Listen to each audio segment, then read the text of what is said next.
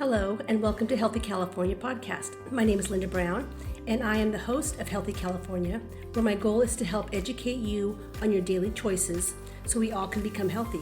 I believe you, your family, your neighbor, and your community are all looking for better ways and simple ways to return to being healthy. Many of you have health issues or have family that's going through tough times that seemingly have no answers. It's frustrating. There are questions about health, environment, foods, exercise, and lifestyle, and it can be all overwhelming. And who do you believe? And where's the science behind it?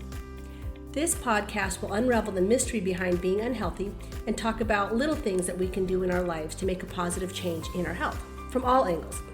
So to be healthy, we need to have physical health, mental health, environmental health, financial and social health, and of course, spiritual health. Let's answer some of these questions to get healthy. What good is just listening to a podcast? I will give you resources as well, ways to take steps and make positive changes in your life to becoming healthy. This is a journey, not an assignment, so be kind to yourself. Hello everyone, welcome back. This is Linda Brown, your physical therapist, functional nutritionist, coach, educator, and host of Healthy California. Grab your favorite water, tea, or matcha, and let's get settled in. Today, we're going to dive deep into one supplement that has undergone the biggest PR rebrand in the history of nutrition, creatine. If you're thinking, wait, isn't that just for guys at the gym with a gallon jug of water next to them? Well, not anymore. Research in 2026 suggests that creatine might be more than a brain and longevity supplement than a muscle supplement. Let's break down everything you need to know in 30 minutes of your life for the rest of your life. So first of all, what is creatine and why should we care?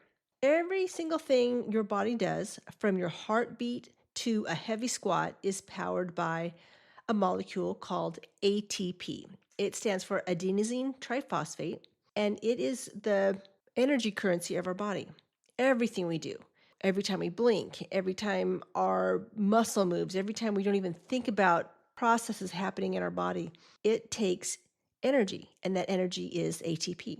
So ATP, I'm just going to break it down a little bit. I'm going to get a little bit nerdy here for a second. In every cell, we have mitochondria. We have multiple mitochondria that makes energy, and that energy is ATP. So ATP, I just said ATP is adenosine triphosphate. Triphosphate means it has 3 phosphates attached to it. Tri meaning 3, phosphate. So adenosine triphosphate has 3 phosphates, and when one of those phosphates comes off, it becomes ADP.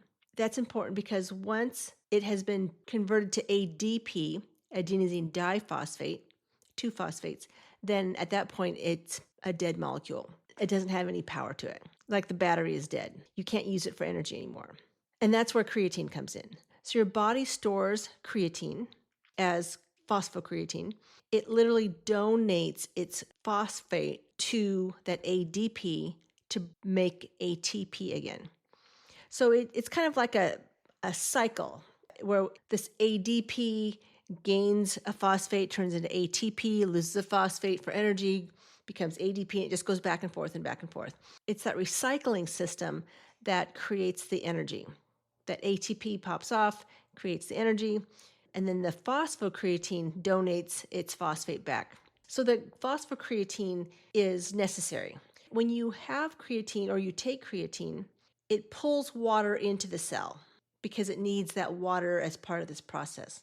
And this isn't the bloat that you feel like after a salty meal. Well, usually if you have a salty meal and it bloats you, it's because you don't have enough potassium. But anyways, when we talk about that bloating after a salty meal, it's usually the water outside the cell that makes you feel bloated. But when we get hypertrophied or get what bodybuilders try to get, like a bigger muscle, it's called hypertrophy, that is from water being pulled into the cell itself. So that is that intracellular hydration. It tells the cell, we have plenty of resources, and it triggers water into the cell. And when you have water in the cell, that's kind of, that's really where you want it. You want it in the cell so that it can do things like make protein and repair muscle and grow. So another reason why this is important, why creatine is important, because your brain, which is 2% of your body weight, uses about 20% of your daily energy. It relies heavily on ATP. And even though your brain is not physically moving, it's constantly at work. So it needs ATP, a lot of it. Currently, in 2026, research shows that we now know that creatine helps maintain homeostasis of the brain.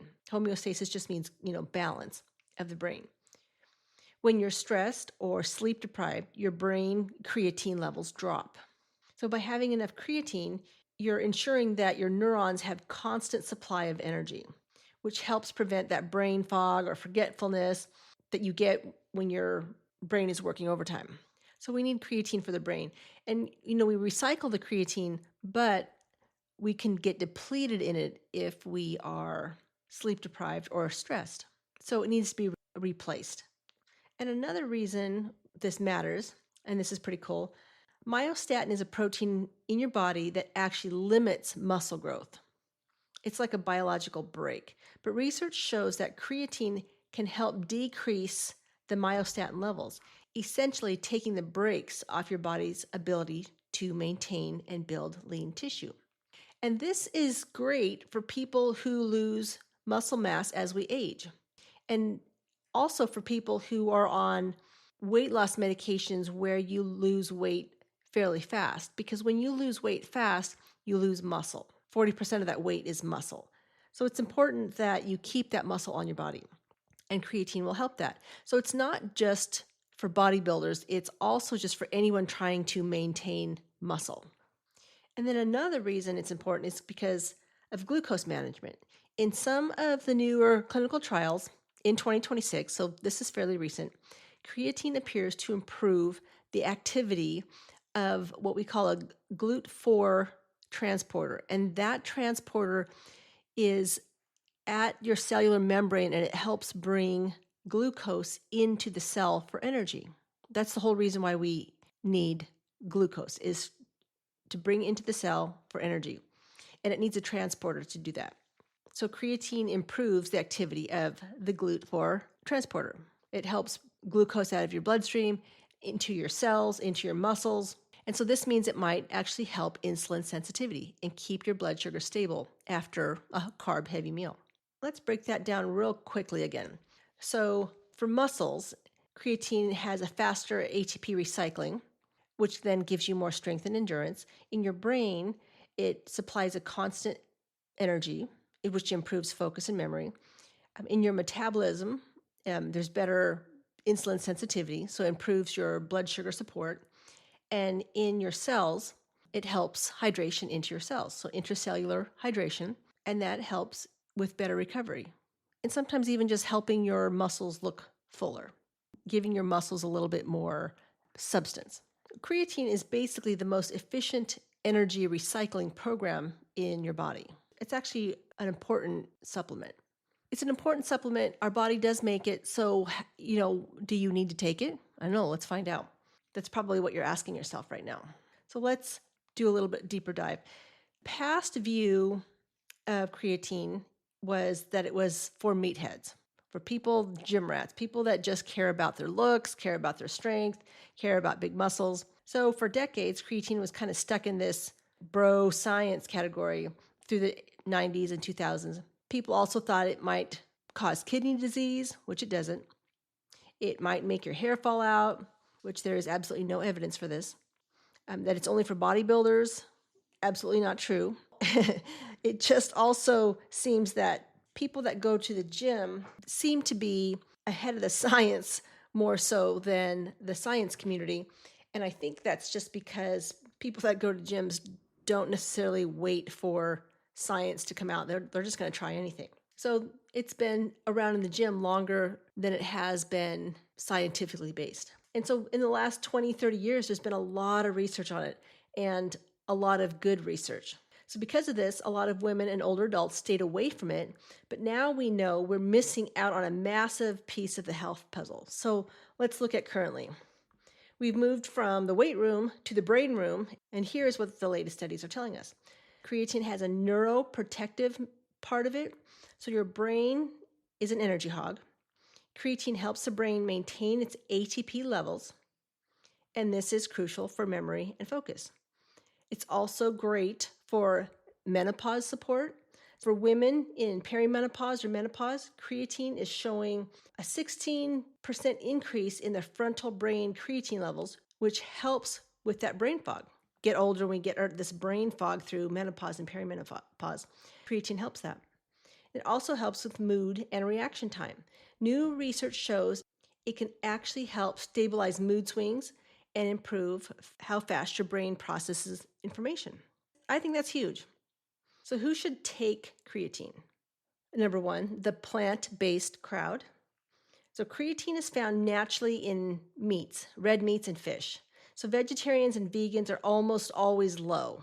You'll likely see the biggest boost in vegans and vegetarians, the biggest boost in energy and clarity, because a lot of times they are not getting their creatine because they're not eating their meat. So if you are plant-based, then you may consider supplementing with creatine.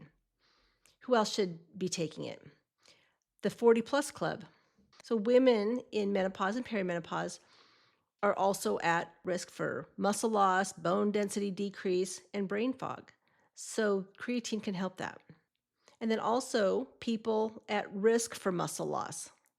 So maybe if you're not even a woman or you're not in perimenopause, if you have lost weight rapidly or on medication that helped you lose weight rapidly, you are at risk for sarcopenia, which is muscle loss. And you don't want to lose muscle. So creatine combined with light resistance training is an insurance policy for keeping yourself healthy. And I've said this before, the more muscle you have on you is a big determiner of your longevity, of your health. And who else should be taking creatine? The overworked, the sleep deprived. So research shows that creatine can help mitigate the cognitive slump when you haven't slept. And we mentioned earlier that sleep deprivation depletes creatine.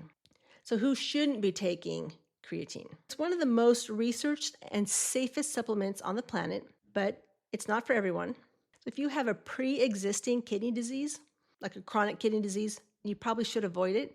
It doesn't cause kidney issues in healthy people. It adds to the load of an already struggling kidney. So if you already have a struggling kidney, you probably shouldn't be taking it. If you are on specific medications like non-steroidal anti-inflammatories like ibuprofen or diuretics, your water pills, check with your doctor first because these can affect the work and the load on the kidney, on kidney filtration. How would you take creatine if you decided to take it? So the good thing about creatine is that it's easy to take. It's kind of like a no stress. It's a supplement, so it's not a medication where you have to take it regularly every single day. Supplements are there just to supplement. So your supplements don't have to be taken every day if you aren't depleted in that. It's typically non-flavored. It comes in a little powder form. You can put the scoop in your coffee. You can put it in anything really, and it's pretty easy. You'd want to get the creatine monohydrate. It's kind of the gold standard because it's been the most researched. And you want to typically take 3 to 5 grams a day. You don't, like I said, you don't need to load it. You don't need to start off at 20 grams and then decrease over time. You don't need that much. Those are for people who are trying to build big muscles, and you don't necessarily need that. You just want a maintenance program. Doesn't matter when you take it, if take it at morning or take it at night. Sometimes it's just good to put your container of creatine next to your coffee maker in the morning and just put a little scoop in there. Typically those containers have a little scoop, and the scoop is a 5-gram scoop. Just add it to your coffee. You're not going to taste it. The key is just to be somewhat consistent to see any results. So creatine does pull water into a cell, and so you have to also make sure you stay hydrated. Our bodies make about 1 gram of creatine a day on its own. So it's mostly made in the liver and the kidneys. And then the rest has to come from what we eat. And, we have this recycling program that recycles its own creatine. But if you are not eating properly, if you are not sleeping properly, and you're stressed, you're going to be using up that creatine and not recycling it. So you may need to supplement to boost your levels. And you don't have to do it forever. You can just supplement, here now and then. And plants just don't have creatine. So again, if you're plant-based, you may have to supplement, even if it's just for a little bit, every now and then. So let's look at where you would get it. I had said meats and fish. Herring has 3 to 4 grams per pound of herring. Pork, beef, and salmon has 2 to 2.5 grams per pound. Chicken has 1.5 to 2 grams, and cod about 0.3 grams. Now these are per pound. So herring, if you were to get your daily dose, you'd have to eat a pound of herring. And same thing with pork, beef, or salmon. You'd have to eat 2 pounds of pork, beef, or salmon to get your daily creatine intake. And when I say your daily intake, I'm talking about the prescribed 5 grams. Our body makes 1 gram of creatine. And if we're trying to maintain at 5 grams, you would have to eat 2 pounds of pork, beef, or salmon just to maintain that. So the question that I get asked is creatine good for vegans or vegetarians? And I explained that yes, it is, of course, because we need it if we're stressed or sleep deprived. But the creatine that you get as a supplement is vegan friendly. So it's not made with animal products. It's synthesized with sarcosine and cyanamide. So no animals were harmed in the making of this. It's pretty inexpensive and it's pretty easy. But again, these are a processed food at the same time. So keep that in mind. If you are trying to be non-processed, you probably have a pretty healthy diet. The one thing that I would want you to pay attention to if you are vegan or vegetarian is if you decide to take it in capsules. If you're taking it in capsule form, look for the V caps because those are the vegetarian caps. Because a lot of capsules are made from gelatin, which is usually derived from bovine. So that's just something to think about. So what depletes your creatine? I mentioned it a couple times. Technically, your body doesn't leak creatine, but certain factors increase your demand for it, uses your body battery faster. So high intensity exercise is the obvious one. The harder you work, the faster you burn through your phosphocreatine stores.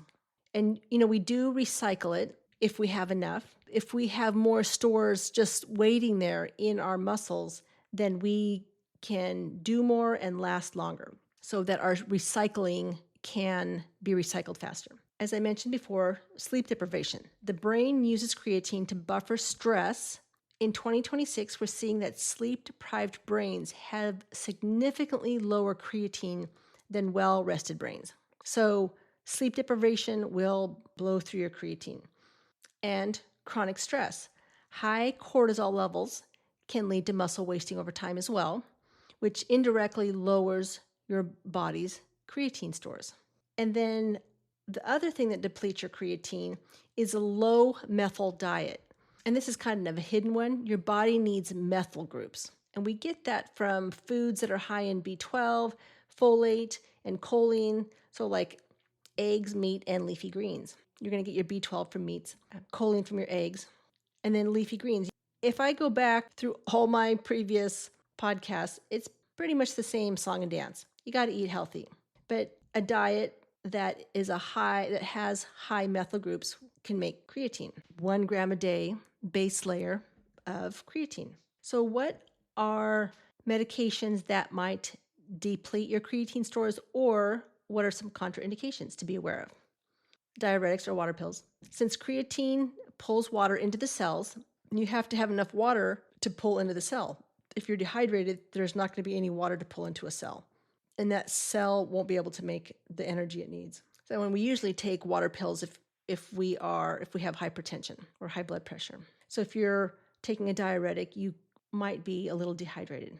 And then if you're on those pain meds like ibuprofen, Advil, naproxen, there's a concern that taking high doses of those NSAIDs while using creatine can put an extra strain on your kidneys. If you are taking pain meds semi-regularly, talk to your doctor before starting a creatine protocol.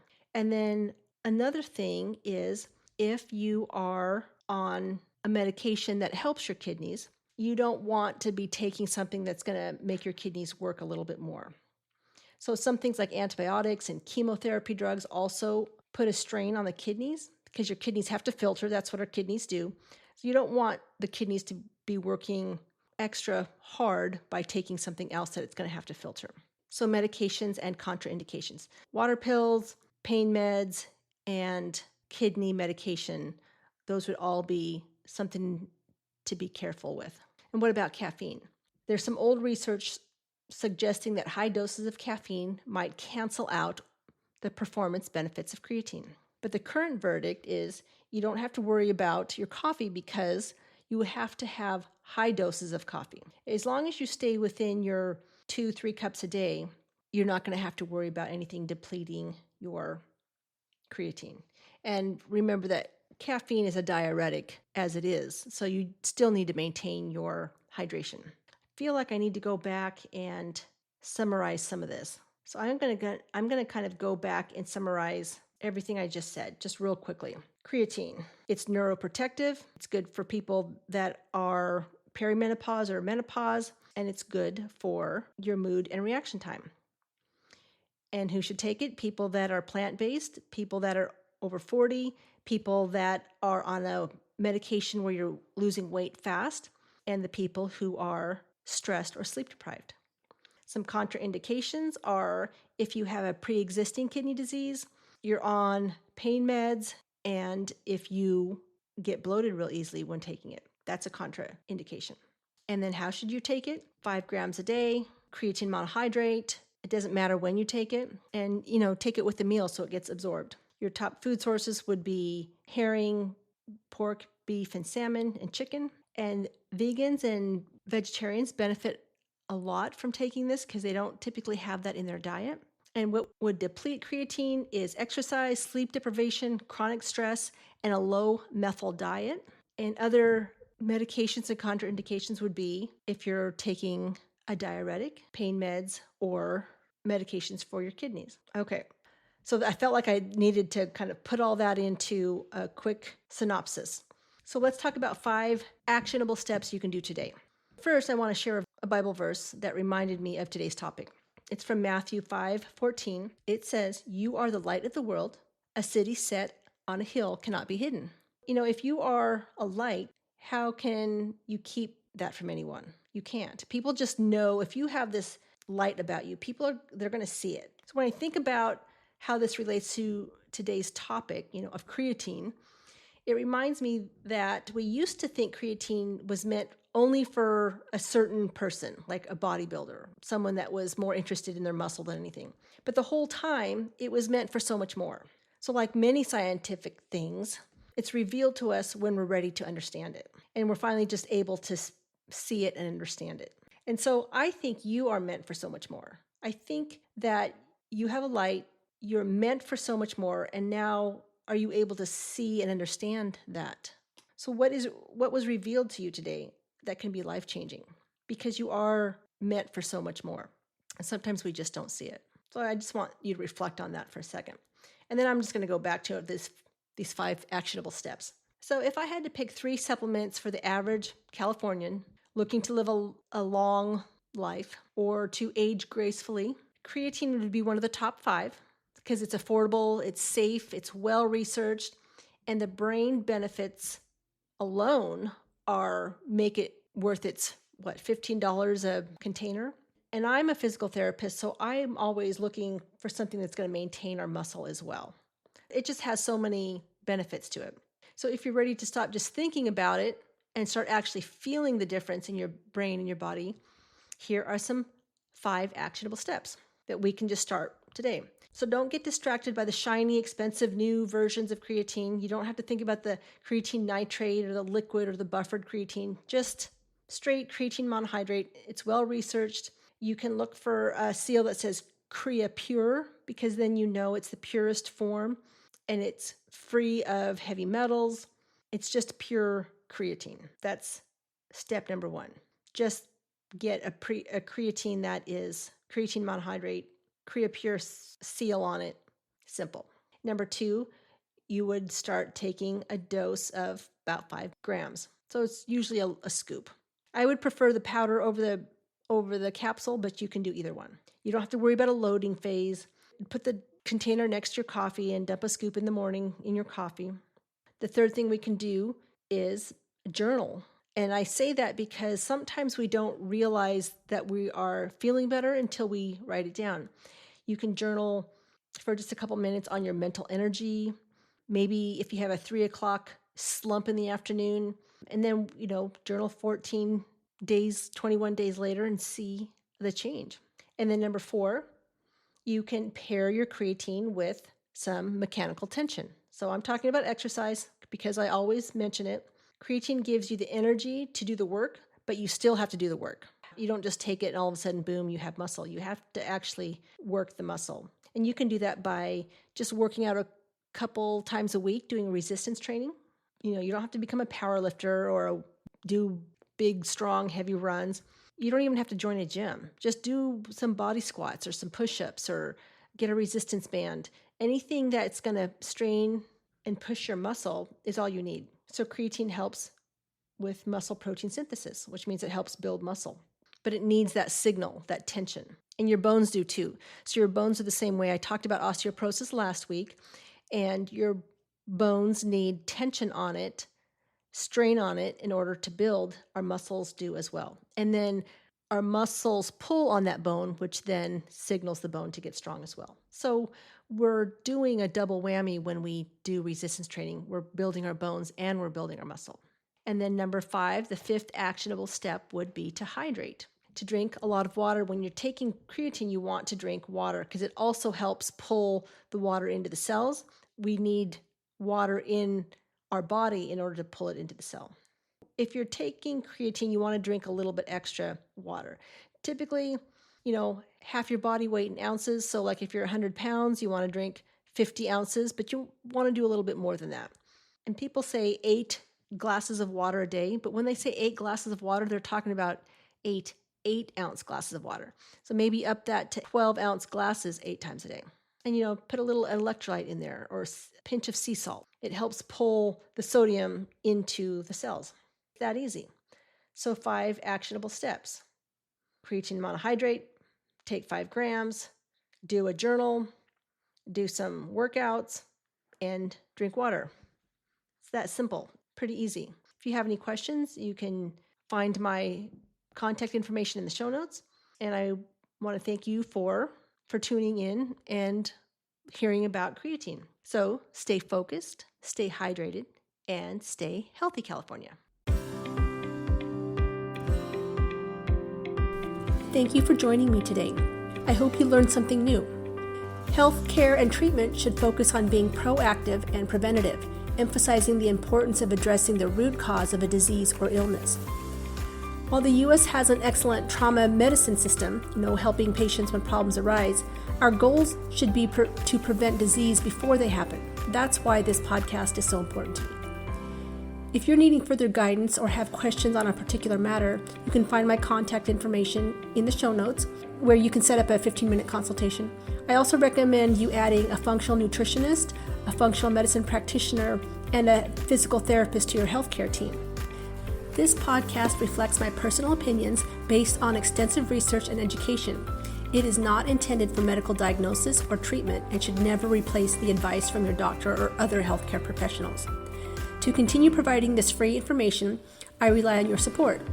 Follow, subscribe, like, and share this podcast with your family and friends, or on social media. Don't forget to turn on your notifications to stay updated whenever I have a new episode released. Educating you and empowering you to take back your health is my ultimate goal. By gathering knowledge and implementing small but impactful changes, you can reclaim your well-being. This is a journey, not a quick fix, so be kind to yourself, and I'll be there to help. You got this.